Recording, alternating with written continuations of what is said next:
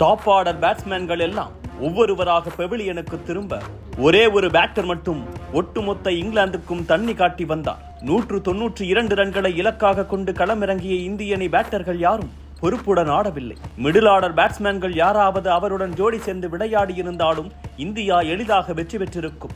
ஆனால் காலத்தின் கட்டாயம் அவர் மட்டும் தனி ஒருவனாக லார்ட்ஸ் மைதானத்தில் விளையாடி கொண்டிருந்தார். அவர் எப்போது அரைசதத்தை பூர்த்தி செய்தாலும் தன் பேட்டை வாள் போன்று சுழற்சி கொண்டாடுவார். ஆனால் நேற்று அவர் அந்த கொண்டாட்டத்தில் கூட ஈடுபடவில்லை. இந்தியாவை எப்படியாவது வெற்றி பெற செய்திட வேண்டுமென திடமாக விளையாடினார். அந்த வீரர் தான் ரவீந்திர ஜடேஜா. குஜராத்தில் உள்ள சாம்நகரில் 1988ஆம் ஆண்டு பிறந்தவர் ரவீந்திர ஜடேஜா. ஜடேஜாவின் அப்பா வாட்ச்மேனாகவும் அம்மா நர்ஸாகவும் வேலை பார்த்தனர். அம்மாவுக்காக அரசு சார்பில் ஒதுக்கப்பட்ட ஒரு அறை மட்டுமே கொண்ட வீட்டில்தான் அப்பா, அம்மா மற்றும் 2 அக்காக்களுடன் வசித்து வந்தார் ஜடேஜா. தனது தெருவில் உள்ள சக வயது சிறுவர்களோடு கிரிக்கெட் விளையாடி வந்த ஜடேஜா 8வது வயதில் கிரிக்கெட் வீரராக வேண்டும் என வீட்டில் சொன்னார். மகனின் கனவை நிறைவேற்ற ஜடேஜாவின் அப்பாவுக்கு பரிச்சயமான மகேந்திர சௌஹானின் நவாநகர் கிரிக்கெட் அகாடமியில் சேர்த்தனர் ஜடேஜாவின் பெற்றோர். அங்கு சேர்க்கும் போதே பயிற்சிக்கு ஒரு பைசா கூட காசு வாங்க மாட்டேன், ஆனால் தவறு செய்தால் அடிவிடும் என பெற்றோரிடம் சொல்லியே ஜடேஜாவை சேர்த்துக் கொண்டார் பயிற்சியாளர். முதலில் இங்கு பயிற்சிக்கு தாக்கு பிடிக்காதது போல தெரிந்தாலும் மற்றவர்களை விட நன்றாகவே விளையாடினார் ஜடேஜா.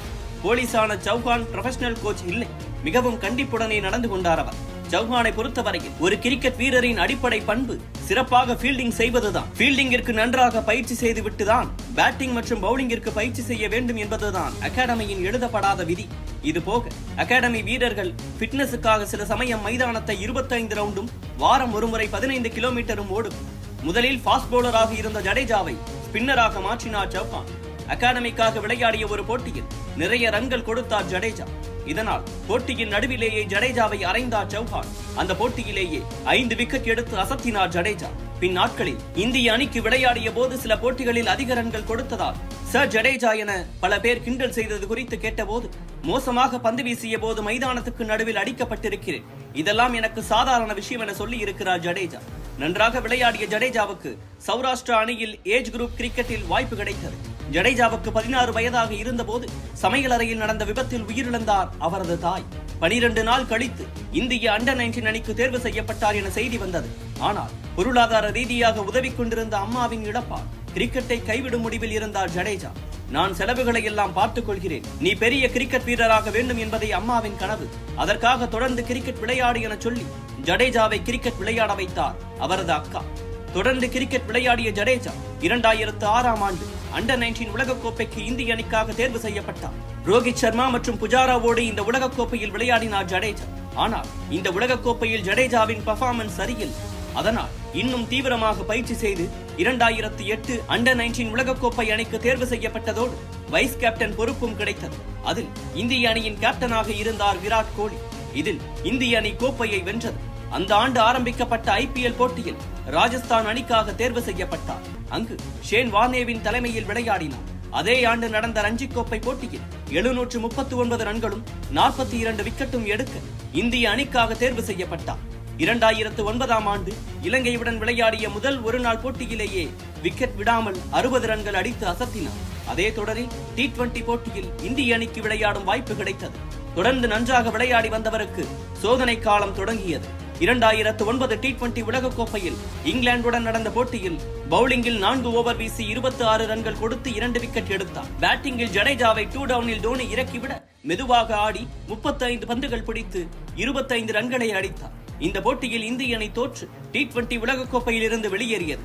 IPLலும் ஏலத்திற்கு செல்லாமல் நேரடியாக மும்பை அணிக்கு மாற பேச்சுவார்த்தை நடத்தினார். இதனால் விதிகளை மீறியதாக IPLல் விளையாட 1 வருடம் தடை செய்யப்பட்டார். ஜடேஜா மிகவும் மனமுடைந்து போனார். நன்றாக பயிற்சி செய், உன்னை விட சிறப்பாக விளையாடு, உன்னை யாரும் புறக்கணிக்க முடியாது என பயிற்சியாளர் சௌஹான் சொல்ல பயிற்சிக்கு திரும்பினார் ஜடேஜா. யூசப் பத்தான் ஃபார்ம் அவுட் காரணமாக அவரின் இடத்திற்கு இந்திய அணியில் தொடர்ந்து வாய்ப்புகள் பெற்றார் ஜடேஜா.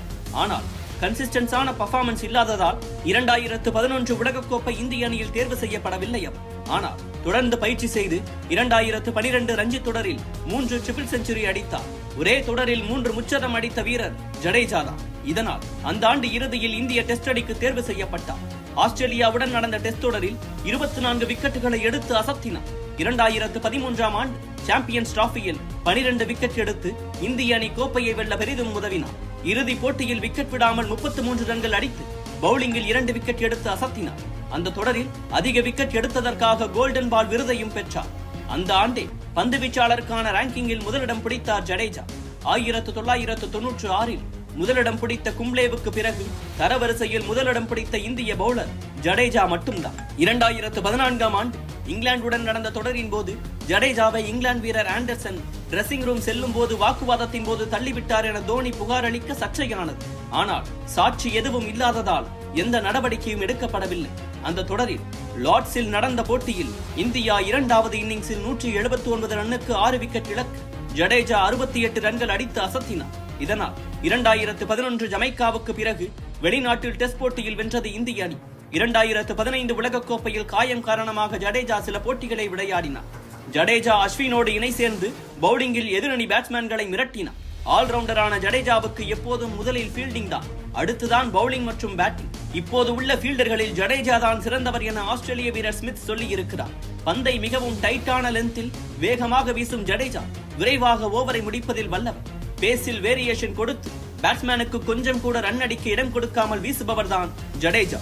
2017 ஆண்டு பாதியிலிருந்து 2018 இறுதி வரை கிட்டத்தட்ட 480 நாட்கள் இந்திய அணியில் பெரிதாக ஜடேஜாவுக்கு வாய்ப்பு வழங்கப்படவில்லை.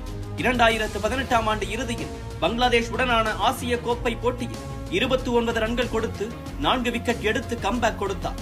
தொடர்ந்து நன்றாக பேட்டிங் மற்றும் பவுலிங் செய்து டெஸ்டில் 2500 ரன்னும் 250 விக்கெட்டும் எடுத்த மிகச்சில இந்திய வீரர்களில் ஜடேஜாவும் ஒருவரானார். ஆனால் காயம் காரணமாக 2022 T20 உலகக்கோப்பையை விளையாட முடியவில்லை. பேட்டிங் ஃபார்மில் சரிவு என பல பிரச்சனைகள் வந்தன. ஆனால் 2023 உலகக்கோப்பையில் அதிலிருந்து மீண்டு வந்தார். ஆஸ்திரேலியாவுடன் நடந்த போட்டியில் நன்றாக விளையாடி வந்த ஸ்மித் மற்றும் லபுஷேனின் விக்கெட்டை எடுத்து இந்தியாவின் வெற்றிக்கு பெரிதும் உதவினார். அடுத்து பங்களாதேஷுடன் நடந்த போட்டியில் பெரிதாக ரன்கள் விட்டுக் கொடுக்காமல் மறுபடியும் லிட்டன் தாஸ் மற்றும் ஷாண்டோ என 2 முக்கியமான விக்கெட்டை எடுத்து அசத்தினார். கோலி இந்த போட்டியில் சதமடிக்க கோலிக்கு ஆட்டநாயகன் விருது கிடைத்தது. விருது வாங்கிய போது கோலி ஜடேஜாவின் ஆட்டநாயகன் விருதை நான் பறித்ததற்கு மன்னிப்பு கேட்டுக் கொள்கிறேன் என சொன்னார். நியூசிலாந்து உடனான போட்டியில் பேட்டிங்கில் 39 ரன்கள் அடித்தவர். தென்னாப்பிரிக்காவுடனான போட்டியில் பேட்டிங்கில் 15 பந்தில் 29 ரன்னும் பவுலிங்கில் 5 விக்கெட்டும் எடுத்து அசத்தி இருக்கிறார். இந்த உலகக்கோப்பையில் ரோஹித், கோலி, ஷமி போன்றோரின் சிறப்பான பெர்ஃபார்மன்ஸால் ஜடேஜாவின் பெர்ஃபார்மன்ஸ் பெரிதாக தெரிவது இல்லை. இந்த உலகக்கோப்பையில் மற்ற அணிகள் கட்டாயம் 2-3 ஆல்ரவுண்டர்கள் வைத்திருக்கும் போது இந்திய அணியில் விளையாடும் ஒரே ஆல்ரவுண்டர் ஜடேஜா தான். ஜடேஜா ஒரு மதிப்புமிக்க வீரர். அவர் இருப்பது அணிக்கு சமநிலையை கொடுக்கும் என 2017 ஆண்டு கோலி சொன்னதை இன்றும் நிரூபித்துக் கொண்டிருக்கிறார் ஜடேஜா. 2023 ஆண்டு உலகக்கோப்பைக்கு பின் 2024 ஆண்டு T20 உலகக்கோப்பைக்கு ஆயத்தமானது. வழக்கம் போல ஜடேஜா அனைத்து விதங்களிலும் தன் அணியின் வெற்றிக்கு பங்களிக்க தயாராக இருந்தார். குறிப்பாக ஃபீல்டிங்கிலும் பந்து வீச்சிலும் தீயாக இருந்தார். இந்திய அணி T20 உலகக்கோப்பையை வெற்றி பெற்றதும் தன் T20 ஓய்வை அறிவித்தார். அதன்பின் ஒரு நாள் போட்டிகளிலும் டெஸ்ட் தொடர்களிலும் கவனம் செலுத்த தொடங்கிய ஜடேஜாவுக்கு மற்ற ஃபார்மட்டுகளிலும் எப்போது ஓய்வை அறிவிப்பீர்கள் என்பது போன்ற கேள்விகளும் அவரை சுற்றி எழத் தொடங்கியது. தற்போது நடைபெற்று வரும் இங்கிலாந்து டெஸ்ட் தொடரிலும் ஜடேஜாவை அணியில் சேர்க்காமல் அமர வைக்கப்படலாம் என்பது போன்ற பேச்சுகள் பரவின. ஆனால் லார்ட்ஸ் மைதானத்தில் தனி ஒருவனாக அவர் ஆடிய ஆட்டம் ஜடேஜா யார் என்பதை உலகுக்கு உணர்த்தியிருக்கும்.